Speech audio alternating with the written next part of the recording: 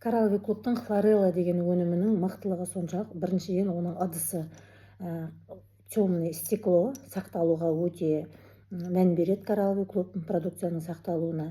Және бұның құрамындағы хлорелланың мықтылығы. Хлорелла бұл біріншіден тяжелый металлды шығарады.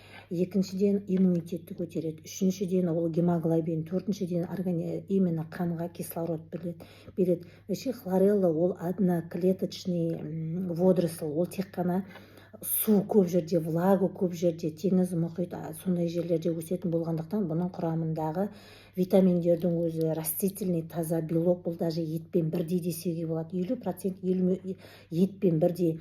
Бұны біздер шөп жемейтін қазақтарға бұны уатып, таблетка күйінде уатып, салаттарға қосып жейтін болсақ, өте керемет.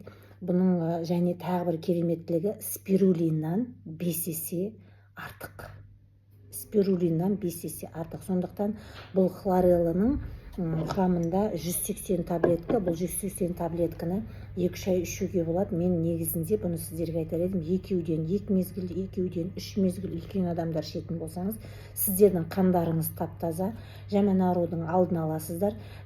Кислород береді. Кислород деп демалғаннан мұрынмен миға барып атқан жоқ. Кислород ол өкпе арқылы, қан арқылы миға барады. Сондықтан біз ең бірінші кислородты осы организмге керекті кислородты осы хлорелладан аламыз. Хлорелланың құрамында және бір кереметтілігі группа витамины В мен Д бар.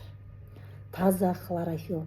Және бұның тағы бір кереметтілігі, бұның құрамындағы хлорофиллдің осы витаминдердің арқасында кишечниктің микрофлорасын, толысты кишечник ішін жағында тонкий микрофлора болады, біздің сіңіруге көмектесетін.